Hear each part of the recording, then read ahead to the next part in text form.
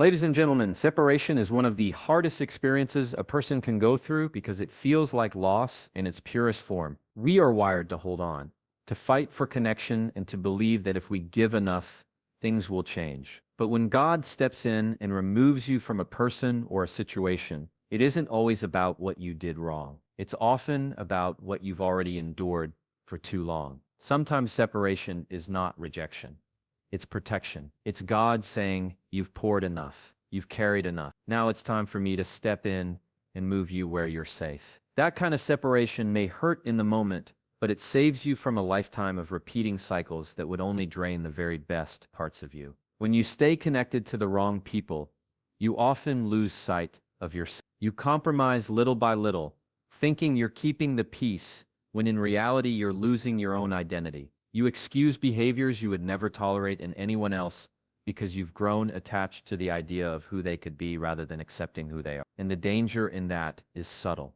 It doesn't show up overnight. It happens in slow degrees until one day you wake up exhausted, empty, and unsure of how you got there. God knows when the cost of staying becomes greater than the gift of leaving. That's why separation, even when it feels harsh, is often the most protective thing He can do for you. We tend to think of protection as walls, as shields, as something we can see or feel in the moment. But often God's protection looks like distance. It looks like unanswered calls, closed doors, friendships that suddenly dissolve, opportunities that don't pan out. You may call it bad timing or bad luck, but from His perspective, it's mercy. Because if that connection had continued, if that door had stayed open, it might have destroyed the very peace He's been trying to build inside of you. That's why separation hurts so much, because you see what's being taken away, but you don't always see the dangers He's keeping away.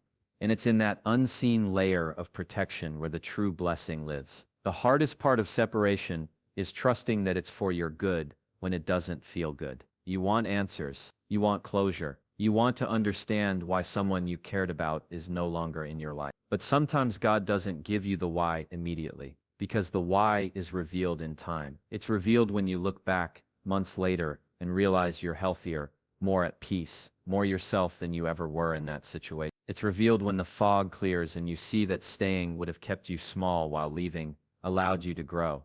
The protection becomes clear, not in the moment of the break, but in the clarity that follows. When you're separated, it's easy to feel like you've been abandoned. The mind plays tricks on you, whispering that maybe you weren't enough, maybe you were too much, maybe if you had just done one thing differently, they would have stayed. But protection doesn't operate on your performance. It operates on God's perspective. He sees what you He sees the conversations behind closed doors, the intentions behind actions, the patterns you were too close to notice. And because He loves you, He won't let you stay in a place that continuously chips away at your worth. Separation feels like loss to you, but it looks like protection to Him. Think about a parent pulling their child away from something harmful. The child doesn't always understand. They might cry, fight, or reach for what's being taken away. But the parent sees what they can't see. That fire burns, that sharp edges cut, that poison destroy. In the same way, God's hand of protection sometimes feels like a force pulling you from what you thought you wanted. But in reality, He's protecting you from what you could not survive if you stay. And though you may not see it immediately, the further you walk away from what harmed you, the more you'll realize just how dangerous it really was. Separation as protection isn't about punishing the other person either. It's not about leaving so they suffer or so they finally realize your worth. It's about ensuring your survival, your growth, and your peace. It's about creating space for you to breathe again without walking on eggshells. It's about teaching you that sometimes love looks like letting go even when everything in you wants to hold on. Because at the end of the day, God isn't just removing you from something. He's also moving you towards something safer, something healthier, something that honors the fullness of who you are meant to become. Absence is one of the most underestimated teachers in life. While presence shows comfort, availability, and familiarity, absence has a way of shaking people awake. When you are always there, when you are always picking up the phone, always extending the hand, always showing up even when you're not appreciated, people begin to normalize your value. They stop seeing it as a gift and start treating it as an expectation. But the moment you are no longer accessible, suddenly your absence speaks volumes that your words never could. Absence forces reflection, it forces awareness, and it forces people to feel the weight of what they overlook. Being absent doesn't mean you're punishing someone. It means you are creating the space that reality requires. When someone has taken your kindness for granted, they cannot fully grasp its worth until it's no longer off. You could explain your hurt 100 times and they may still brush it aside. But the silence of your absence leaves no room for excuses. It is in that silence where their thoughts start to echo. They notice the empty seat, the unanswered text, the lack of your energy filling the space. And they realize just how much you carried without them ever acknowledging it. That is the power absence holds. It creates undeniable awareness. Sometimes absence is the only language people understand. Words can be twisted, intentions can be misinterpreted, and even forgiveness can be exploited. But absence is clear.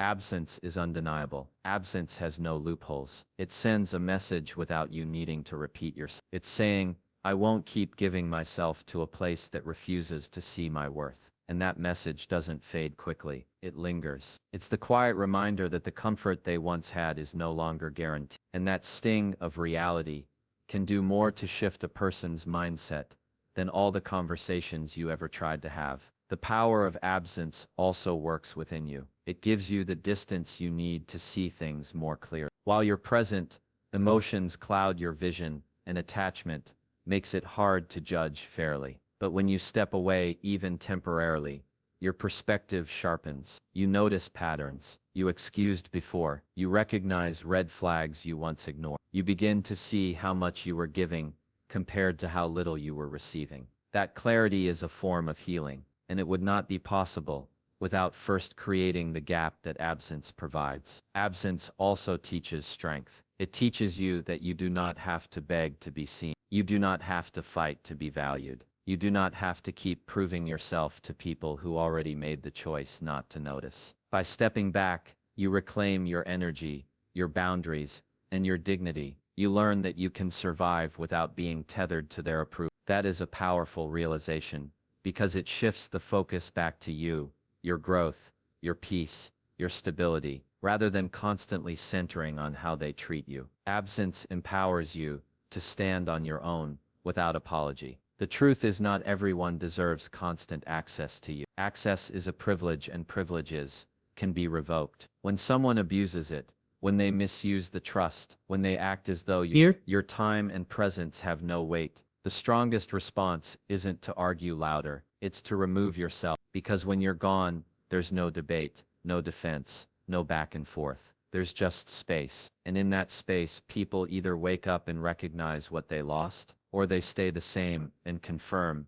that removal was the best choice. Either way, absence makes the truth undeniable. Absence has a way of recalibrating both sides. For them, it exposes neglect. For you, it restores strength. It balances the scales that were tilted too far for too long. And while it may not feel good at first, while it may even hurt to pull back, absence does something presence never could. It forces everyone involved to face the reality of what has been happening. And in that confrontation, lessons are learned, perspectives are shifted, and respect is either built or forever lost. That is why absence is powerful. It's not about revenge, it's about revelation. Silence can be louder than any argument, and reflection, born from silence, can teach lessons words never could. When you remove yourself from a person's daily access, you take away the noise, the excuses, and the distractions that once kept them from facing the truth. Suddenly, there is no one to absorb their moods,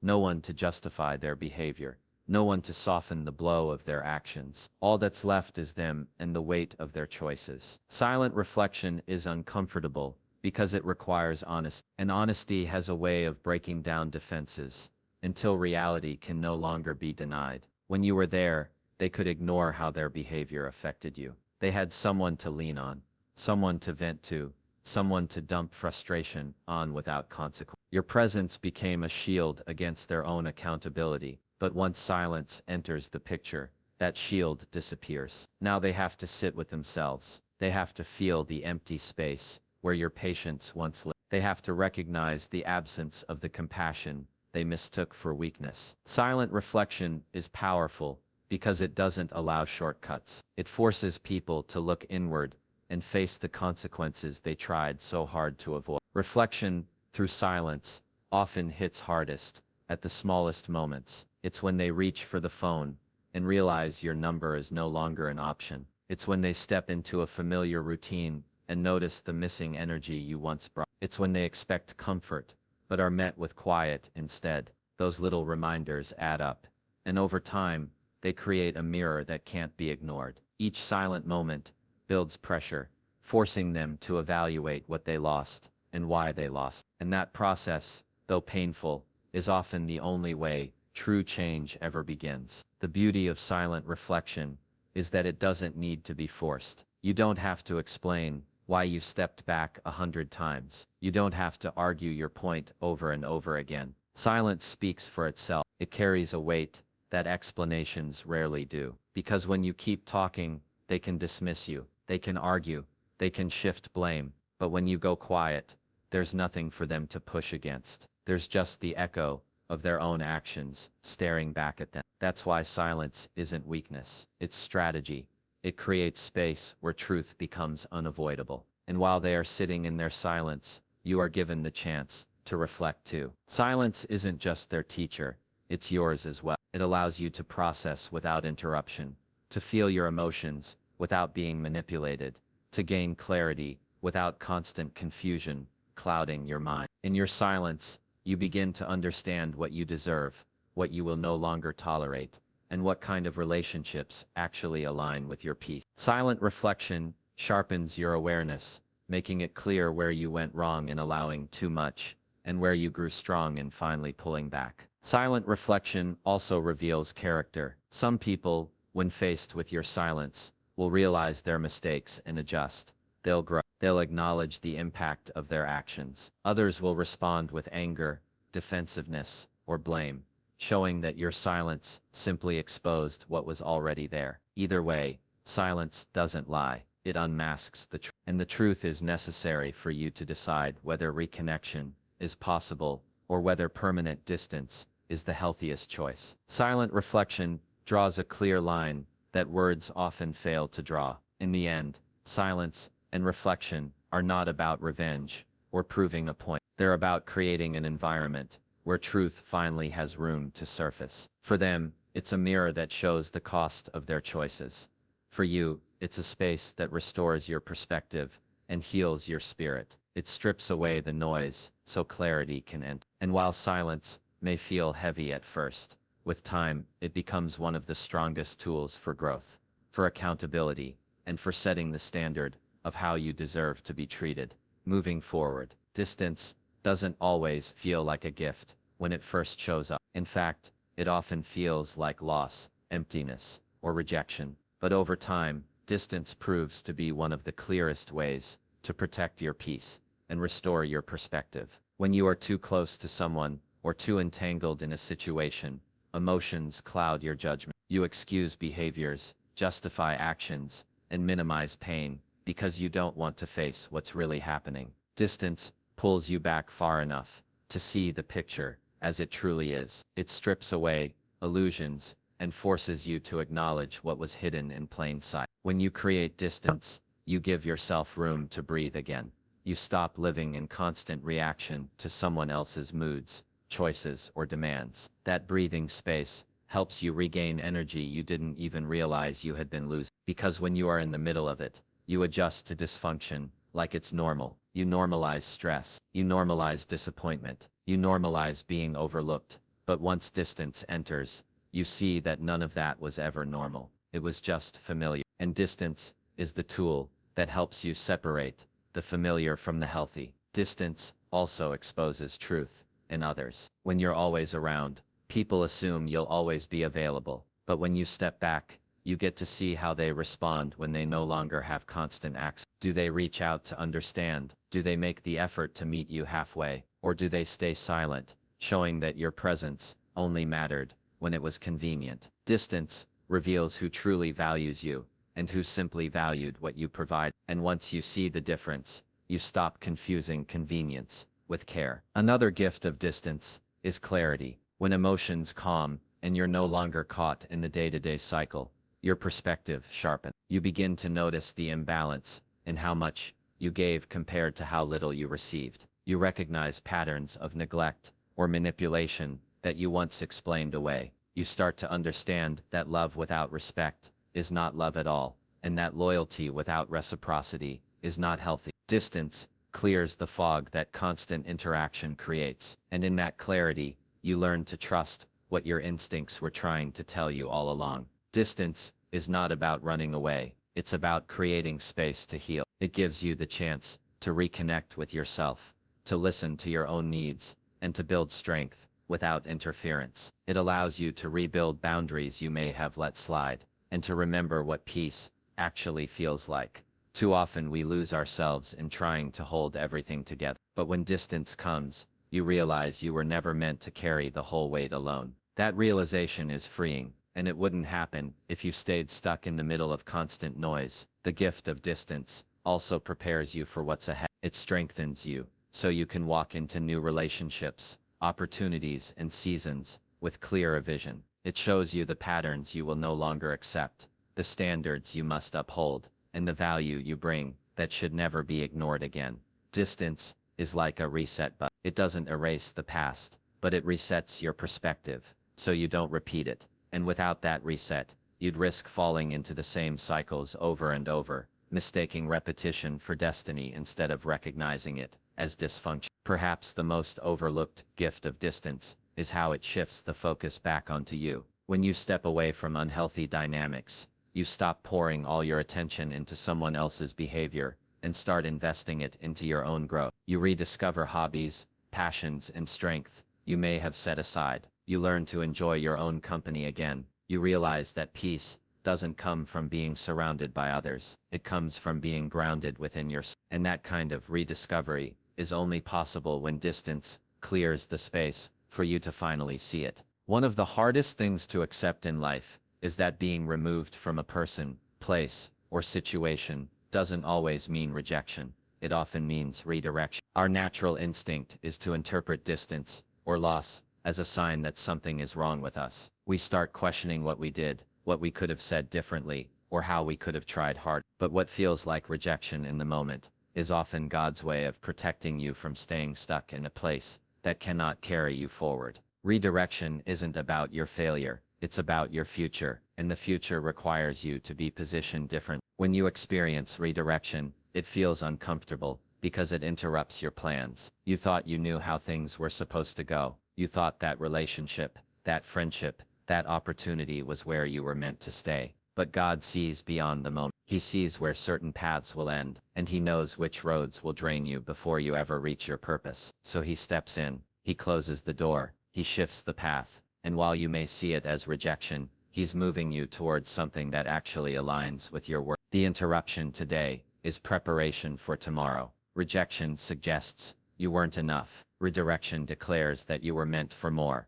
That's a huge difference. Too often we let rejection bury our confidence because we think it says something about our value. But if you look closer, you'll see that the removal was less about you not being worthy and more about the place or person not being capable of handling you. Redirection is God's way of saying, this is not where your story ends. This is not the best I have for you. There is more, but you can't see it from here. It's not punishment, it's positioning. Think about times in your life when you were forced to walk away and months later, you realized it was the best thing that ever happened to you. That clarity only comes with distance. At first the closed door stings, but later, you see that it would have cost you too much peace, too much joy, too much of yourself to stay. That's the gift of redirection. It doesn't just move you away from what's harmful, it moves you toward what's healing. It creates room for opportunities that match your value instead of drain it. Without redirection, you'd settle. With it, you grow. Redirection also reshapes perspective.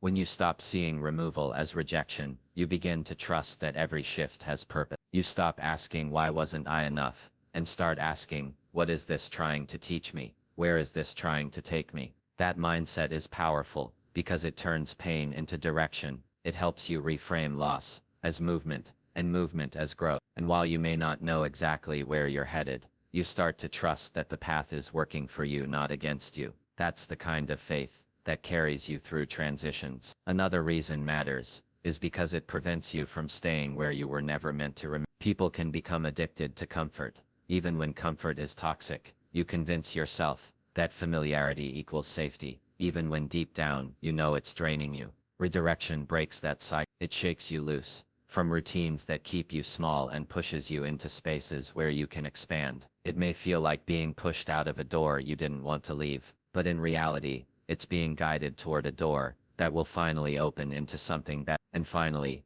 redirection realigns your identity. It reminds you that your worth was never tied to who stayed, who left, or who recognized you. It reminds you that your value isn't defined by rejection slips, unanswered calls, or doors that close in your face. Redirection is proof that you were always meant for something beyond what you lost. It shifts the narrative from "I wasn't chosen" to "I'm being guided somewhere great." And when you embrace that truth, you stop chasing validation and start walking confidently into the places that were designed to honor you fully.